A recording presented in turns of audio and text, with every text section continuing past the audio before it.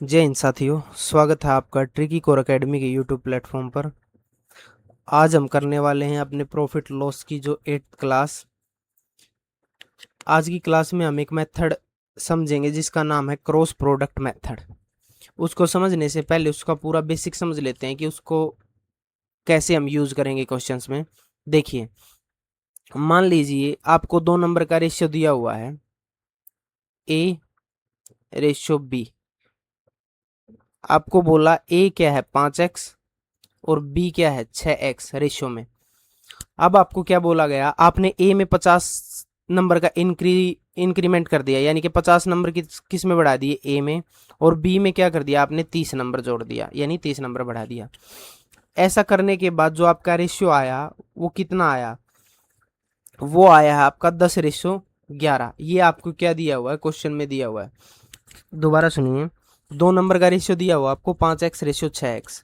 अब आपने पहले नंबर में 50 जोड़ दिया और दूसरे नंबर में क्या करना है, आपको 30 जोड़ना है। ऐसा करने के बाद आपका जो रेशियो है वो 10:11 आएगा।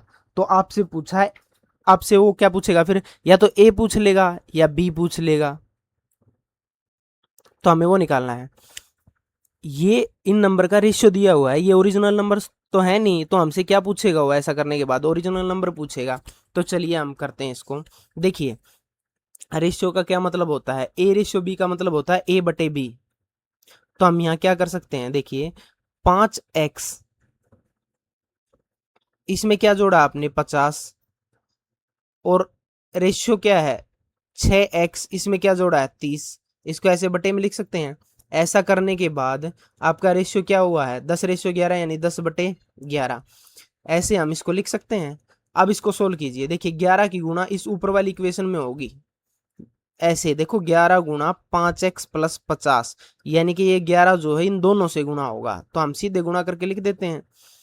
पहले 11 पंजे 55x, फिर 11 पंजे 55 और एक जीरो यानी 550। अब ये 10 वाला जो है, ये जो 10 है ये इसमें 6x प्लस 30 में गुणा होगा, यानी कि ये सोच लो यहाँ से 11 ऊपर चला गया गुणा में, और ये 6x प्लस 30 इधर 10 की गुणा में चला जाएगा। तो 10 छिका 60x प्लस 10, 10 गुणा 30 यानी कि 300। अब x वालों को एक साइड कीजिए और बाकी को एक साइड। जब इस 55x को उधर लेके जाऊंगा तो ये घट जाएगा 60x में से, और इस 300 को इधर ले जाऊंगा तो ये 550 में से घट जाएगा। देखिए 550 minus 300 is equal to 60x minus 55x। तो यहाँ से क्या आया 5x, और यहाँ से क्या आ गया आपका, इसमें से घटाओगे तो 250। यहाँ से आपकी जो 5x की वैल्यू क्या आ गई 250, तो x की वैल्यू क्या आ जाएगी, यहाँ से 5 से काटोगे तो इसको ये डिवाइड में चला जाएगा, तो x की वैल्यू क्या आ गई यहाँ से 50। अब x की वैल्यू 50 आने से आप क्या लिख सकते हो, आप अपने नंबर्स निकाल सकते हो यहाँ से। आपका पहला नंबर था जो a, वो क्या था 5x, यानी कि 5 गुणा 50, क्योंकि x की वैल्यू 50 आ गई है। जो दूसरा नंबर था b, वो क्या था 6x, यानी 6 गुणा 50।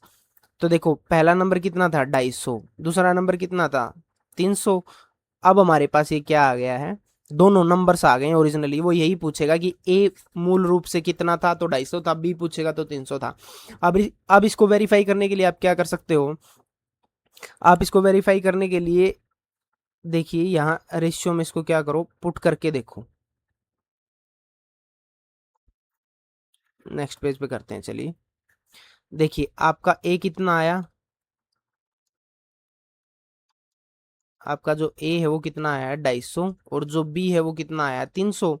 लेकिन आपको कंडीशन क्या दी हुई थी कि ए रेशियो बी जो है वो क्या था 5x और 6x, और उसमें जोड़ा था इधर 50 जोड़ने को बोला, फिर इधर 30 जोड़ने को, और ऐसा करने के बाद रेशियो आपकी क्या आई थी 11 रेशियो, ओ सॉरी 10:11। तो हम अब इसमें जोड़ के देख लेते हैं कि हमारा 10:11 आएगा या नहीं। अब 5x और 6x की वैल्यू हमारे पास आ गई 250 और 300। इसमें हमने 50 जोड़ा और इसमें हमने 30। अब देखते हैं इनका रेशियो 10:11 आता है या नहीं। 250 में 50 जोड़ोगे तो 300, और इसमें जोड़ोगे तो 330। जीरो से जीरो कट गई, 3 पे काटोगे तो 10 बार, और 3 पे काटोगे तो 11 तिया 33, यानी कि क्या आ गया 10:11। और क्या आया था आपका 10:11, तो इसका मतलब आपने बिल्कुल सही किया। ये था आपका बेसिक तरीका कि हम इसको करते कैसे हैं। अब इसी तरीके से जो है ये मेथड निकला अपना, जिसका नाम है क्रॉस प्रोडक्ट मेथड। ये जो मेथड है क्रॉस प्रोडक्ट मेथड, वो इसी तरीके से निकला है। उसमें कई बार यहाँ तो हमने क्या किया है, दोनों में 50, इसमें इसमें भी जोड़ा है कुछ ना कुछ, इसमें भी कुछ ना कुछ जोड़ा है। हो सकता है आप इसमें भी घटाओ और इसमें भी घटाओ, हो सकता है इसमें आप जोड़ो और इसमें घटाओ, हो सकता है इसमें घटाओ और इसमें आप जोड़ो। तो कोई कुछ भी कंडीशन दी हुई हो सकती है। देखो एक बार बता देता हूँ, अगर मान लो आपने इसमें 50 जोड़ा है, यही समझा देता हूँ। चलिए नेक्स्ट पेज पे एक बार समझ लेते हैं। मान लीजिए आपको दिया है A/B, वही मान लेते हैं 5x/6x। इसमें आपने 50 जोड़ दिया और इसमें आपने 30 घटा दिया। ऐसा करने के बाद आपकी रेशियो क्या बन रही है, 10/11। तो अब आप क्या करोगे, आपको फिर वही करना पड़ेगा। 5x में आपने क्या किया, 50 जोड़ दिया और उसका रेशियो क्या दिया हुआ, 6x में से आपने क्या किया, 30 को माइनस किया। ऐसा करने के बाद रेशियो क्या है, 10/11। अभी आप गुना कीजिए ऊपर इसकी, 11×5 = 55x प्लस 11×5 = 55 यानी कि 550। लेकिन अब आपने यहाँ घटाया है तो आप क्या करोगे, 10×6 = 60x -300 आएगा यहाँ। और जब भी -300 आएगा तो क्या होगा, ये तो 55x तो उधर घटेगा 60x में से, तो क्या होगा 5x बचेगा। लेकिन जो ये 300 है ना, ये इधर जब आएगा तो ये इसमें जुड़ जाएगा, यानी कि 550 प्लस 300 यानी कि कितना आ जाएगा, 850 आएगी यहाँ से। 5x की वैल्यू कितनी आ जाएगी, 850। तो देखो यहाँ एक नंबर में जब आपने घटाया, जब आपने दोनों में जोड़ा तो क्या हुआ, 550 में से 300 घटा था आके, लेकिन जब आपने एक नंबर में यहाँ घटाया तो 550 में 300 जुड़ रहा है। तो इस तरीके से हम जब भी एक साइन चेंज करेंगे ना, देखो अगर दोनों जोड़े हैं तो माइनस होगा, अगर दोनों घटाए हैं तो भी माइनस होगा। लेकिन अगर एक घटाया और एक जोड़ा है, या फिर एक जोड़ा और एक घटाया, ऐसे अगर किया है तो हमेशा क्या होगा, जुड़ेगा। ये क्या जुड़ेगा वो अभी बताता हूं, देखिए। अब हम अपना मेथड लिखते हैं यहाँ, देखिए उसमें जिसकी बात कर रहा हूं मैं, उसमें केस 1 क्या बनेगा आपका। मान लीजिए आपको 2 नंबर का रेशियो दिया हुआ है A/B। आपको बोला A में आपने x जोड़ दिया और B में y जोड़ दिया, और ऐसा करने के बाद आपका रेशियो आ गया C/D। तो आपको क्या करना है, इस D को इस A में गुना करना है पहले, और इस C को इस B में गुना करना है, यानी कि और लिखना क्या है यहाँ, AD माइनस BC। गुना करने के बाद ये आएगा, और हमेशा आपको यहाँ पॉजिटिव वैल्यू लेनी है, इक्वल टू। अब इस D को ही इस x में गुना करना है, इस C को इस y में गुना करना है, यानी कि यहाँ से dx माइनस CY। माइनस क्यों किया, अभी बताया आपको कि जब भी दोनों जुड़ेंगे या दोनों घटेंगे तो यहाँ क्या होगा, माइनस होगा। देखो यहाँ तो हमेशा ही माइनस रहेगा चारों केसेस में, लेकिन हमें देखना है इसमें चेंज होता है माइनस प्लस का। तो जब दोनों जुड़े हैं तो यहाँ माइनस आया है। अब क्या होगा, मान लीजिए दोनों घटेंगे, अगर ऐसी कंडीशन होती, A/B दिया होता, इसमें x घटाया इसमें y घटाया और घटाने के बाद C/D आया, तो भी क्या होता, सेम आता। लेकिन अगर केस आपको दिया होता यहाँ ऐसा कि A/B है और पहले वाले नंबर में x जोड़ दिया और दूसरे वाले नंबर से y घटा दिया, और फिर जो रेशियो आया वो C/D आया, ऐसा करने के बाद, तो अब हम क्या करते हैं, इसकी इसमें गुना और इसकी इसमें गुना पहले। तो DAD यानी कि A गुना DAD माइनस, बताया ना यहाँ तो हमेशा माइनस आएगा, यानी कि B गुना C, यानी कि AD minus BC is equal to. अब क्या करना आपको, D की x में गुना इसमें और C की इस y में गुना। dx यहाँ क्या लेना आपको, प्लस क्या लेना है, CY। ये प्लस क्यों आया है वो बता दिया है आपको उस बेसिक में कि भाई जब यहाँ एक माइनस करते हैं ना, तो वो दूसरी साइड इक्वल से जब जाता है तो वो संख्या उसमें जुड़ जाती है। तो ये केस बनेगा यहाँ से। और अगर ऐसा दिया होता A/B, यहाँ x घटाया होता और y जोड़ा होता और फिर रेशियो C/D आता, तो भी क्या आता, कंडीशन यही आती। तो आपको चारों केस बता दिए हैं, ऐसे होंगे। अब हम क्वेश्चन देखते हैं कि क्वेश्चन के माध्यम से आपको समझ में आएगा कि क्वेश्चन में इसको अप्लाई कैसे करना है। देखिए क्वेश्चन नंबर 76, एक वस्तु को 20% के लाभ पर बेचा जाता है, ठीक है। अगर लागत कीमत यानी कि जो आपकी सीपी है, कॉस्ट प्राइस यानी क्रय मूल्य, और बिक्री कीमत यानी विक्रय मूल्य में क्रमश 50 रुपये और 30 रुपये जोड़ा जाता है। देखो यहाँ भी यही दिया हुआ है। पहले वाले जो सीपी में क्या करा उसने, सीपी का रेशियो और एसपी का रेशियो इससे निकल जाएगा, और उसमें क्या किया, 50 रुपये जोड़े हैं सीपी में और 30 रुपये जोड़े हैं एसपी में, और ऐसा करने के बाद कुछ रेशियो बना है। तो पूछ लिया कि मूल लागत कीमत यानी शुरू में सीपी क्या था। देखो अगर हम इसे सीधा देखो, एक तो आपके पास तरीका है भाई, आप ऐसे कर सकते हो इसको, 20% का लाभ हुआ है यानी सीपी रेशियो एसपी निकाल सकते हो। 20% का लाभ होने का मतलब क्या है, 5 से वो चीज 6 हो गई होगी, क्योंकि 20% की वैल्यू 1/5 होती है, 5 से बढ़ के 6 हो गई, यानी कि 5x से कितनी होगी, 6x। फिर क्या बोला उसने, सीपी में आपने 50 का इंक्रीज किया और इधर 30 का, और उसके बाद क्या हुआ, ऐसा करने के मतलब लाभ जो है 10% हो गया, यानी कि 1/10, यानी 10 से क्या हो गया, 11। अब देखो एक तो तरीका क्या आपके पास, 5x + 50/6x + 30 इजकल टू 10/11। यहाँ से क्या निकालोगे आप, x की वैल्यू, और आपसे पूछा क्या है, मूल लागत कीमत यानी कि मूल एसपी, मूल सीपी। मूल सीपी क्या है, घट जोड़ने घटाने से पहले, यानी कि ये क्या है मूल सीपी, ये क्या है मूल एसपी। आपसे 5x की वैल्यू पूछी है, यहाँ से आप x की वैल्यू निकालो और फिर 5 से गुना करो। एक तो वो तरीका है आपका, यहाँ से आपकी आंसर आ जाएगा आपका। लेकिन क्या आप ये बेसिक से करोगे, हमने जब क्रॉस प्रोडक्ट मेथड किया है तो उसका यूज करेंगे। अब हम यहाँ देखो, सीपी रेशियो एसपी हमने यहाँ से निकाल लिया कि 5 से क्या हुआ है, 6 हो गई है कोई चीज, 20% का लाभ का मतलब ये है। अब इसमें क्या किया आपने, देखो इसको ये जरूर याद रखना आप यहाँ, ये जो है ना, इसमें सीधा ये सोच के, इसीलिए मैं उधर एक्स लिख रहा था, जैसे यहाँ 50 जोड़ा है और यहाँ 30 जोड़ा है, इसका मतलब ये नहीं है 50 और 5 जोड़ के 55 हो जाएगा, या ये 30 और 6 जुड़ जाएगा 36। ये जो है वो रेशियो की वैल्यू दी हुई है, यानी कि ये ओरिजिनल वैल्यू नहीं है, और ये ओरिजिनल वैल्यू जोड़ी गई है, ठीक है, तो ये डायरेक्ट नहीं जुड़ती हैं। अब देखिए आप ऐसा करने के बाद क्या हुआ, 10% का लाभ हुआ, यानी कि 10 से कोई चीज कितनी हो गई, अब 11, ये रेशियो आ गया। अब यहाँ लगाइए आप, पहले इसकी इससे गुणा कीजिए और फिर उसमें से क्या कीजिए, ये माइनस कीजिए। अभी आपको बताया मैंने कि हमेशा पॉजिटिव लेना होता है। ये करने के बाद देखो कैसे, जैसे क्या किया है यहाँ आपने, 11×5 = 55 -10×60।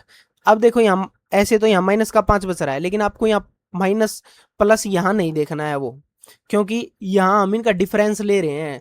घटाने में और डिफरेंस लेने में फर्क होता है। जब आप डिफरेंस लेते हैं ना, तो आप साथ में उसके घटा का निशान नहीं लगाते, हमें डिफरेंस देखना है। यानी कि हम इसको ऐसे समझ सकते हैं कि ये क्या आएगा, इतना, और फिर इस 10 की गुना करनी है इस 30 में, और इस 11 की गुना करनी है इस 50 में, और क्या होगा, ये दोनों जो दोनों प्लस किए हुए हैं तो क्या होगा, यहाँ घटेगा, यानी 11×5 = 55 और -30×2 300, यानी कि यहाँ से क्या आया, 5 यूनिट की जो वैल्यू आई है आपकी, वो कितनी निकल के आई, 250। तो देखो अब आप 1 यूनिट की वैल्यू निकाल लो, और आप किसी भी जो आपसे पूछे फिर उसकी वैल्यू निकाल सकते हो। तो यहाँ से 1 यूनिट की वैल्यू क्या आ गई, 50। अब आपसे पूछा क्या, मूल सीपी, मूल सीपी कितना है, 5 यूनिट। 1 यूनिट की वैल्यू 50 है, तो 5 यूनिट की वैल्यू 50 × 5, 250। अगर आप यहाँ देखते तो सीधा 5 की वैल्यू ही पूछी और 5 की हमारी निकली थी, तो हम यहाँ से भी लगा सकते थे आंसर। देखो अब आपको इसमें कंफ्यूज नहीं होना है, ये दोनों है ना, घटाने जोड़ने के बाद आपको ये दोनों नंबर हमेशा पॉजिटिव लेने हैं। यहाँ मैं -5 नहीं लूंगा, क्योंकि यहाँ मैंने डिफरेंस लिया है। अगर आपको ऐसे लिखने में दिक्कत है तो आप एक काम कीजिए, इसको 60 - 55 लिख लीजिए बेशक से, यानी हमेशा बड़े नंबर में से आप छोटा घटाइए यहाँ। ठीक है, चलिए अब नेक्स्ट क्वेश्चन करते हैं, वहां से आपको क्लियर हो जाएगा बिल्कुल। देखिए एक घड़ी की पर 25% का लाभ हुआ है।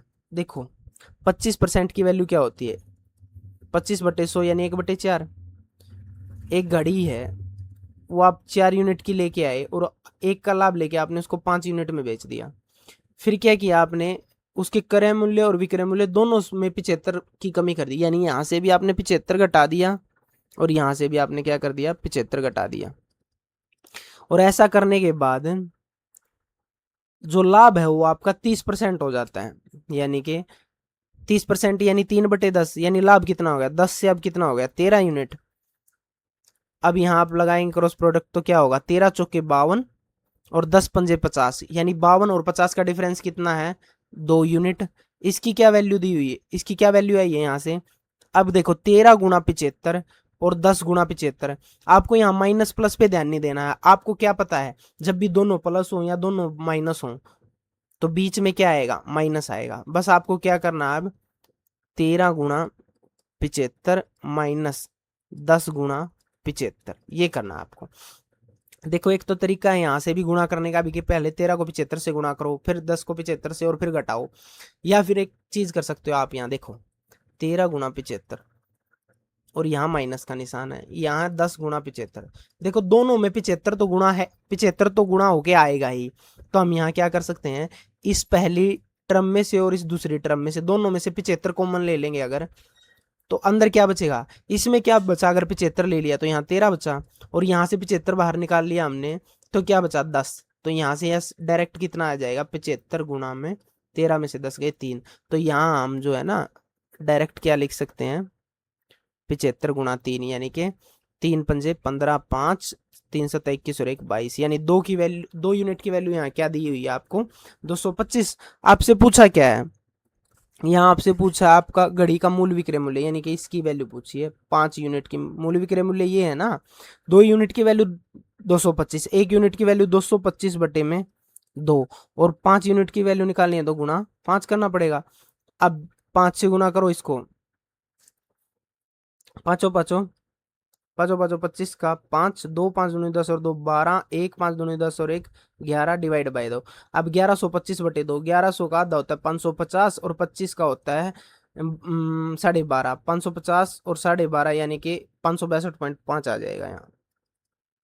या फिर आपको ऐसे नहीं समझ आ रहा तो ऐसे काट लीजिए ना इसको, 5 2 पंजे 10 1 2 छिके 12 2 दूनी 4 2 पंजे 10, वही आएगा क्या 562.5 क्या आएगा आपका आंसर आएगा यहाँ से। ऑप्शन नंबर कौन सा था डी। चलिए अब ये इस टाइप का लास्ट क्वेश्चन है, इसमें क्या कर लेते हैं, इसमें एक घटा और एक जोड़ का और कर लेते हैं हम, फिर उसके बाद क्लास को खत्म करते हैं। देखिए एक वस्तु पर 57%, एक वस्तु जो है 57% लाभ पर बेची गई है। यदि क्रय मूल्य में 20 रुपए की वृद्धि कर दें और विक्रय मूल्य में 18 रुपए की कमी कर दें। देखो अब एक में क्या कर दिया वृद्धि, एक में क्या कर दी यहाँ कमी, तो लाभ 47.5% होगा। तो वस्तु का मूल जो क्रय मूल्य है वो निकालना है। देखो भाई अब एक जोड़ा है एक घटाया है तो क्या होगा जोड़ना पड़ेगा हमें। देखो सीपी क्या, सीपी रेशियो एसपी क्या दिया हुआ है, यहाँ क्या बोला गया है 57% की वृद्धि हुई, यानी कि 57/100 की वृद्धि। अगर सीपी 100 था तो उस पर आपने 57 का लाभ कमा के 157 में बेचा चीज को, तो ये रेशियो आ गया आपका। अब आपने क्या किया है इसमें, यहाँ तो 20 रुपए की वृद्धि कर दी है आपने, और यहाँ क्या कर दिया 18 रुपए की क्या कर दी है कमी कर दी है। फिर बता रहा हूँ इसमें डायरेक्ट मत जोड़ देना इसको, ये रेशियो की वैल्यू दी हुई है, ये ओरिजिनल वैल्यू है, ये हमेशा ये ऐसे कभी नहीं जुड़ती घटती। अब ऐसा होने के बाद क्या हुआ, लाभ जो है अब 47.5% होगा। पहले लाभ कितना था 57%, अब कितना होगा 47.5%। देखो एक तो तरीका है कि इसके भी दो तरीके, आपको 47.5% की क्या निकालनी पड़ेगी, यहाँ से फ्रैक्शन वैल्यू निकालनी पड़ेगी।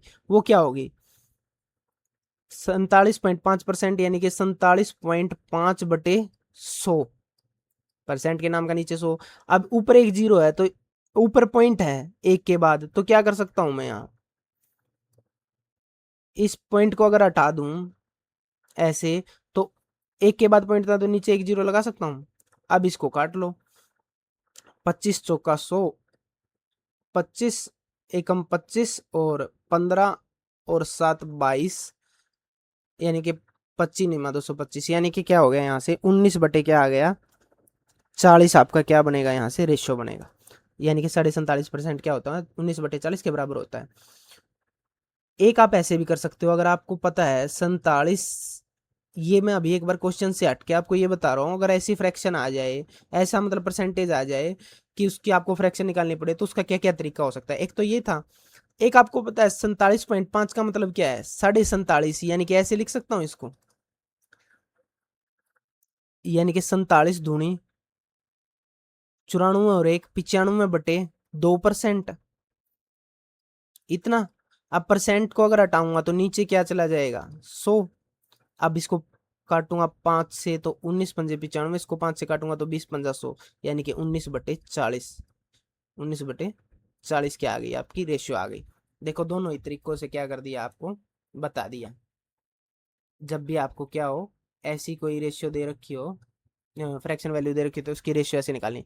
चलिए अब क्वेश्चन पे आते हैं, दोबारा दोबारा देखिए इसको। 57% का लाभ हुआ, यानी कि रेशियो क्या आ गया, सीपी रेशियो और एसपी का, 100 से 57 का लाभ लेके 157। फिर इसमें क्या किया है, 20 जोड़ा, इसमें क्या किया, 18 घटाया, और ऐसा करने के बाद क्या हुआ, 47.5% का लाभ हुआ। 47.5% की फ्रैक्शन वैल्यू होती है 19/40 का क्या है, लाभ। यानी अगर 40 की थी वो चीज, तो उस पर 19 का लाभ हो गया होगा, यानी कि 59 की होगी होगी वो। अब इस पे डायरेक्ट अपना क्रॉस प्रोडक्ट मेथड लगाओ।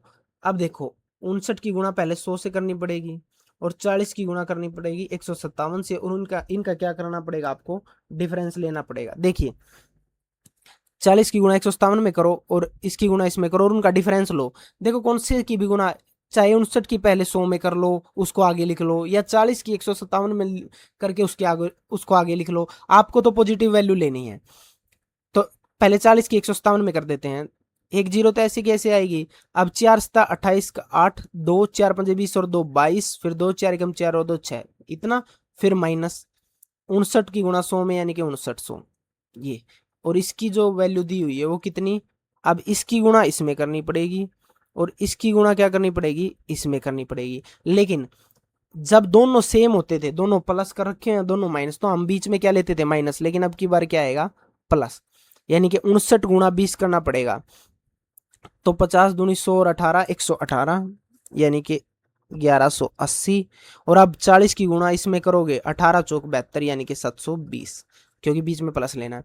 अब इसमें से घटाओ इसको, 6 और 280 और 100, 380 आएगा यहाँ से घट के।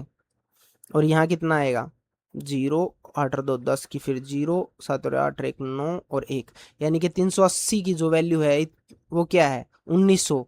तो यहाँ से एक की वैल्यू क्या आ जाएगी, 380 की वैल्यू यहाँ से क्या आ गई, 1900। तो एक की वैल्यू कितनी आ जाएगी, 1900/380। और हमसे पूछा क्या है, वस्तु का मूल क्रय मूल्य, यानी कि मूल क्रय मूल्य क्या है, 100। तो हमसे 100 की वैल्यू पूछी है। एक जीरो से एक जीरो कट गई। अब देखो यहाँ 19 से अगर इसको काटूंगा तो 19 से कम 19, और नीचे काटूंगा तो 19 दूनी 38, एक नीचे क्या बचेगा, नीचे क्या बचेगा, 2 को थोड़ा सा ऊपर लिख देता हूँ इसको,